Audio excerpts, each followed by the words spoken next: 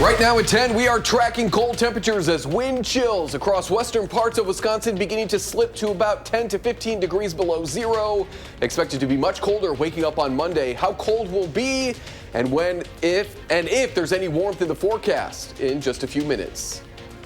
And Madison's annual Dr. Martin Luther King Jr. breakfast took place today, how it celebrates local student achievements. Plus, we're following why several restaurants in Madison have closed down over the past year. We talked directly to the Wisconsin Restaurant Association about that trend. That's all coming up on News 3 Now at 10. Good evening and thank you for joining us tonight. I'm Jalen Banks. We'll get to all those stories in just a second. But first, if you stepped outside, you know it is absolutely freezing. Let's go ahead and see how long that's going to stick around. Meteorologist Blaze Keller joins us now. Blaze. Well, it is going to stick around likely through the next at least 24 to 48 hours. But this cold, is not going away anytime soon. I think we're going to be staying cooler than average through at least the end of January. In the more immediate future, cold weather advisory replacing wind chill advisories. Going into effect starting early Monday through noon on Monday for all of southern Wisconsin, as expected, with these wind chill values expected to be anywhere between 30 and 35 degrees below zero waking up on Monday. At the bottom of your screen on our website as well, you can find if your kid or child has school tomorrow, if there are any delays, and we'll continue to get updates as schools maybe can submit delays. You can always check them on our website or tuning in tomorrow morning. Now, we also are going to be tracking some flurry action as we go overnight. There's a little bit of some snow stretching from about La Crosse south into Viroqua, a few moving into the Richland Center area. These are going to be minor in accumulation, likely just going to stay as flurries, but because winds are expected to pick up overnight and toss around any loose snow, we're also going to be underneath a winter weather advisory for anybody here in the purple until noon on Monday as well. Slick conditions and low visibilities may be possible through at least noon on Monday due to winds picking up in speed and blowing around that snow. As I mentioned, the cold is not going away anytime soon. We've got 2 more alert days after Monday and Tuesday of next week. We're tracking that and some snow Tuesday night into Wednesday in the full forecast. All right, sounds good. Blaze will see you in just a bit. And the snowfall means the city of Madison continued plowing operations throughout the day today. Work overnight went into this morning. Because temperatures were too cold to apply salt, last night sand was also used on the main roads. Plows headed out for further clearing when the storm started this afternoon. The city says you should expect slow and snowy traveling for the rest of the night now that the storm has fully set in. They ask that you continue to stay cautious while on the roads. And if you have a home here in Madison, well, you know what the snow means. The city is reminding you that any snow and ice on public sidewalks must be cleared by noon tomorrow. If ice cannot be fully removed, sand or another approved traction material should be applied. You can find free sand at several locations around the city. Due to the low temperatures, the city also encourages you to take proper safety precautions while you clear the snow. They also ask that you consider helping any neighbors that may struggle with clearing the snow on their own. And to keep up with all the snow conditions, the frigid temps, you can track the forecast on the First One weather app. It is hourly planners, road conditions, and even radar. You can download it for free in your phone's app store. Just search WISC Weather. And Wisconsin foodies are proud of Madison's restaurant industry and scene. Our Maya Tate sat down with the Wisconsin Restaurant Association to learn more about the current state and future of the industry. The closure of popular restaurants like 107 State, the Hilldale Great Dane, and Hamal Chuli are just a portion of total closures in the Madison area within the last year. Could this be a trend? Working in the restaurant industry comes with ups and downs, from slow days to hectic ones. Restaurants open and close all the time.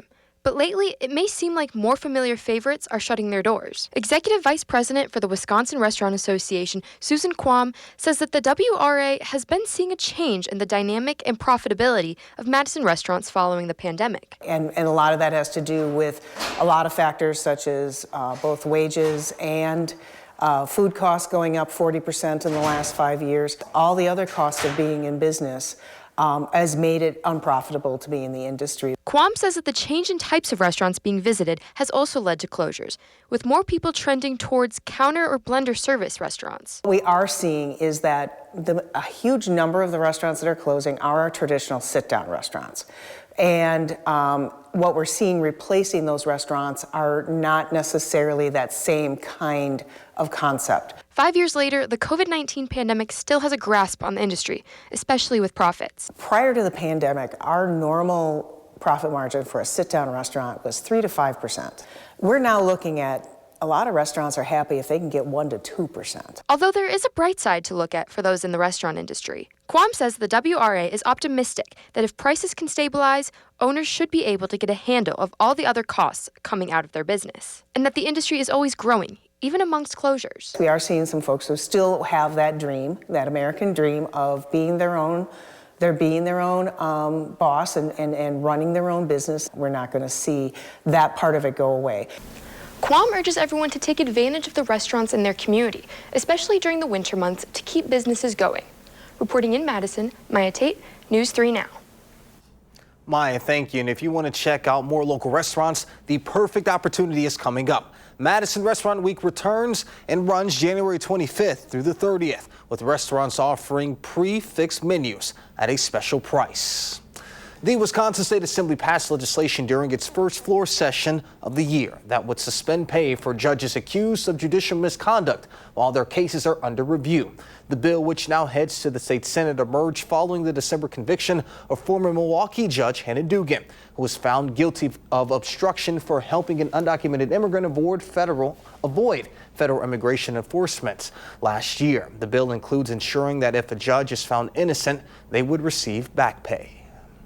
Wisconsin Republicans this week moved closer with a clawback of what they see as an overreach by Governor Tony Evers. The proposed constitutional amendment would ban the state from restricting gatherings in places of worship in response to a state of emergency, including health emergencies. This measure stems from Republican opposition to Evers' Safer at Home order during the COVID-19 pandemic, which forced non-essential businesses to shut down and limited indoor gatherings. The joint resolution passed the Assembly by a vote of 56 to 43.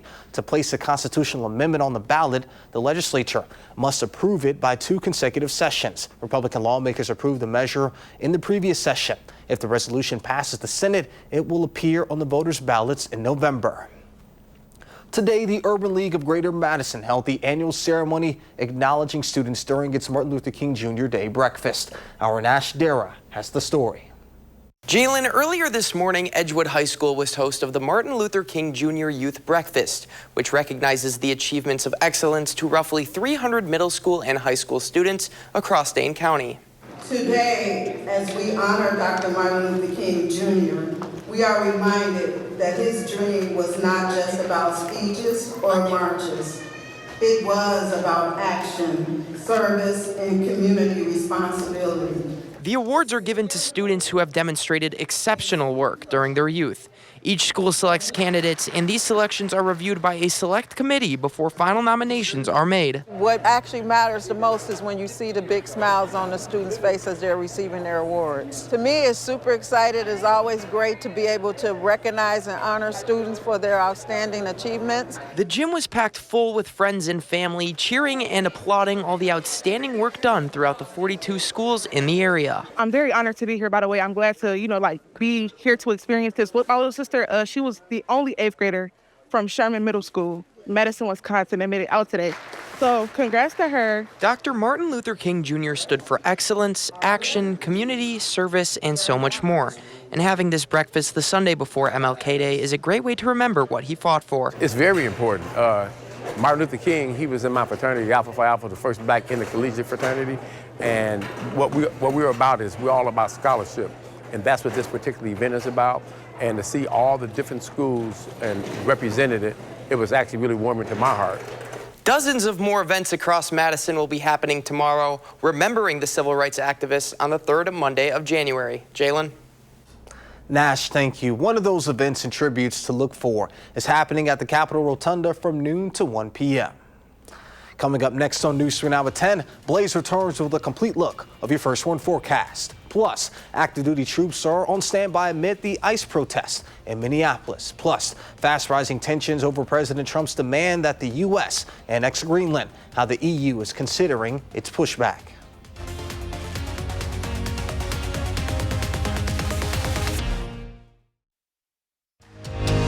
You're watching News 3 Now at 10. Moving forward. The Pentagon is poised to send troops into Minnesota to crack down on protests over the administration's massive ICE immigration raids. A CBS News poll just out shows 52% of voters feel ICE is making communities feel less safe. 31% say they feel more safe with ICE, and 17% report that there's no change. Ian Lee reports on the latest from Minneapolis. Today, freezing temperatures and snow did not stop fiery protests against the immigration crackdown in Minnesota. Federal agents here now numbering roughly 3,000.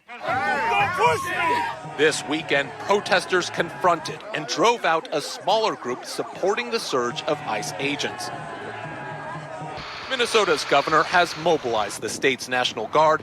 If deployed, troops say they'll wear yellow vests to distinguish themselves, but they could be federalized. Today, the U.S. military posted this video of the Minnesota National Guard preparing for deployment, and a U.S. defense official confirmed to CBS News soldiers with the 11th Airborne Unit based in Fairbanks, Alaska, are on standby. The troops highly trained for battle in cold weather extremes. Fighting back, residents, some mobilizing to help and protect their neighbors who fear arrest. I see ICE going after parents of children in my community. We rode along with Jennifer Arnold. She organizes and helps gather food from a secret distribution point, a neighbor's garage, then delivers it and other crucial supplies to immigrant families in hiding. This week, we sent food out to over 40 families. I'm just worried about the people we're missing. This woman and her family rely on Arnold. What would happen if you didn't have this support? Nos viéramos muy mal. She says it would be very bad because we wouldn't have anything to eat. They've stayed inside their home for weeks. You imprisoned yourself in your own home for your own safety. Sí. Yes, she says, we have to talk in whispers so they don't hear us outside. And that's just one family of hundreds who are told living in fear that ICE could one day knock on their door. Ian Lee, CBS News, Minneapolis. Something to certainly keep an eye on over the next few days. But for now, you could soon see ads popping up on ChatGPT and OpenAI.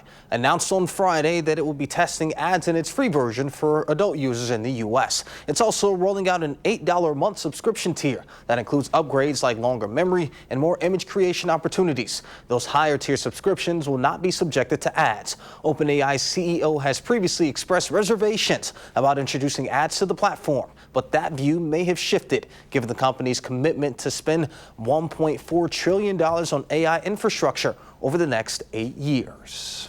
Fast rising tensions over President Trump's demand that the U.S. annex Greenland. A CBS News poll just out shows just 14% of voters approve of the president's ambitions to own the territory. CBS's Lee Kennery is from the London Bureau, has new reporting on the latest controversy. There's consensus in the territory of 57,000 people. They're saying land of the Greenlanders. And their hats say something too. This weekend saw the largest protest Greenland's ever had, its prime minister said. Recent polls show about 85% oppose joining the United States. That was before President Trump threatened up to 25% tariffs on 8 European countries. Until the U.S. is allowed to purchase this Arctic land. There is a red line, and that red line was shown today. We are not for sale. The Kingdom of Denmark has ruled and protected Greenland for about 300 years. Last week, NATO troops deployed there for military exercises. Denmark's prime minister said she's supported by allies, saying Europe will not be blackmailed. Allies like France's President Macron, who requested the European Union retaliate with a so-called trade bazooka. President Trump explained why he's doing this in a post, saying China and Russia want Greenland, and the U.S. acquiring it is essential for the Golden Dome, a weapons system in early development. But Danish politician Rasmus Jarlov said America already has full access to the territory. They wouldn't gain anything that they don't already have. Do you feel that the security provided at the moment is sufficient to fight adversaries like China or Russia? We have kept China and Russia completely out of Greenland. They have nothing there. No activities, no mining, no consulates. Greenland is not in danger of being taken over by neither Russia or China. It's only the United States that is a threat to Greenland right now. Lee Canary, CBS News, London. Let's go ahead and get a look at your first wind forecast. Blaze, what should we expect as we head into the work week? We are looking at much colder conditions, especially Monday morning. That's when wind chill values are going to be dangerously cold. At the bottom of your screen, we have a link on our website as well. While some schools are not going to be in session tomorrow due to Martin Luther King Jr. Day, some are, and they've already issued some delays. So you can see them at the bottom of your screen. You can get updates if you need to throughout the newscast or checking in tomorrow morning online or with the crew tomorrow morning starting at 4:30. So the alert day is for Monday and Tuesday. That's just one of 2 alert days that we're going to be issuing over the next 7 to 10 days. We've got another batch as we go into the end of next week. But the first one arrives tomorrow, really tonight actually, as wind chill values dip to about 25 to 35 degrees below zero as winds pick up out of the northwest. Again, we're looking at wind chill values to be possibly as low as 35 degrees below zero. Even as we go into the afternoon, future track stopping at 3:30, we're still 20 to 25 degrees below zero in terms of wind chill. So it is going to be a cold Monday, Arctic air overhead as we watch this latest high pressure system move on out of here, but not before another cold start on Tuesday. Those wind chill values 15 to 25, maybe even 30 degrees below zero. So we'll likely see not only the current cold weather advisory extended, but also those school delays extended as well for Tuesday. We have a bullseye of about a 90 to 100% chance of being cooler than average through the end of our extended forecast over the next 6 to 10 days, the 24th through the 28th. The confidence is very high that we are likely going to be dealing with these cooler than average temperatures over the next 6 to 10 days. And I think this even extends to the end of February. You'll see that in our extended forecast here in just a minute.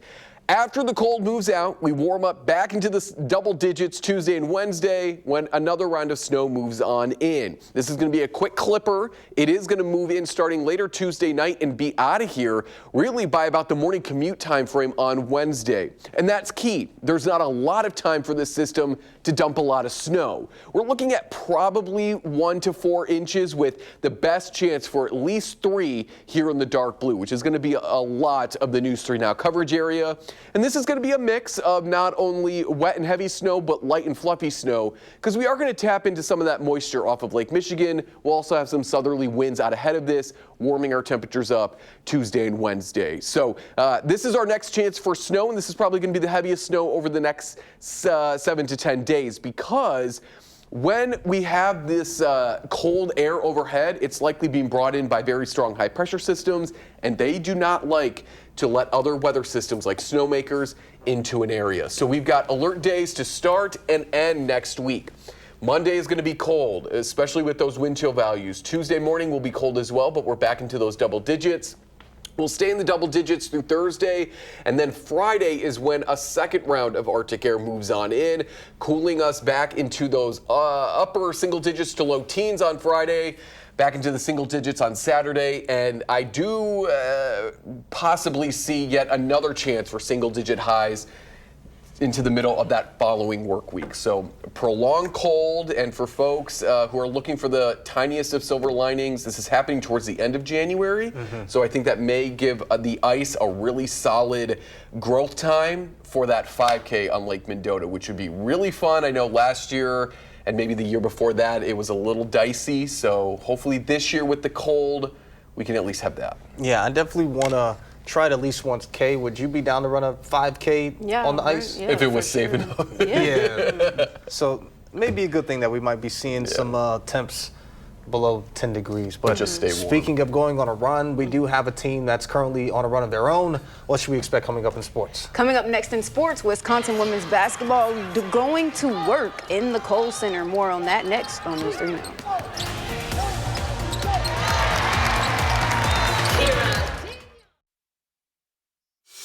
And now, News 3 Now Sports, brought to you by TDS Telecom. Well, after losing 3 in a row, Wisconsin women's basketball is looking to bounce back at the Kohl Center today, taking on the Oregon Ducks from out west. But from the jump, keeping it in the Badgers' corner, Kyra Daniels with a jumper, while Oregon was trying to quack back. Mia Jacobs drains a 3 to keep them in the game. The game went back and forth all game long, but powered by Destiny Howell's 39-point career high game, the Badgers win this one 94-92 in double overtime. After getting their spark back, Wisconsin men's basketball has been playing different on the road and in the Kohl Center. High on a 4-game win streak, the Badgers have finally figured out how to play their own game. And junior forward Nolan Winters says since the UCLA game, the whole team's mentality has been different. I think internally, every night our mindset's kind of flipped ever since that game. To a more aggressive team, a more at-you team, rather than kind of taking that first blow, getting on our heels early. I think on the flip side, we're kind of delivering that, and we're getting teams on their heels first. And I think moving forward, if we continue to do that, we're going to be in a good spot. And I know here in Madison, we don't talk too much about Nebraska volleyball, but former Cornhusker Rebecca Alec plays for the local professional volleyball team, Love Madison. The rookie already totals 5 kills this season after just 2 games and has been adjusting to the team. And another Nebraska alum says she makes them better.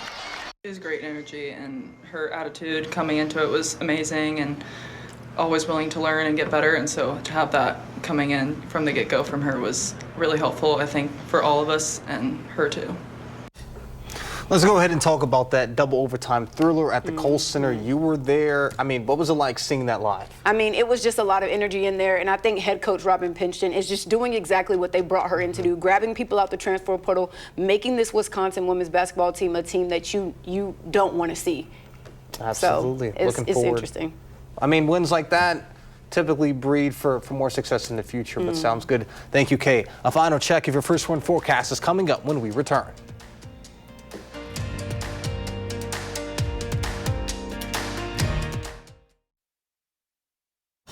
All right, we have reached the end of the weekend. You know, people are going to be getting out on the roads and heading out for school and whatnot, going into the work week. What should we expect as we kick off this next week? Cold. Very cold. Alert day conditions tomorrow because wind chill values, especially tomorrow morning, are going to be between 25 to 35 degrees below zero. Again, at the bottom of your screen and on our website, if your child has school tomorrow, you can find the latest in delays and or closings. We are expecting the coldest wind chills to be probably between 4 and 9 o'clock tomorrow morning, but we are expecting those cold wind chills to stick around throughout the day. Even as we climb into those single digits above zero, it is going to feel about 20 degrees below zero as we head into the afternoon.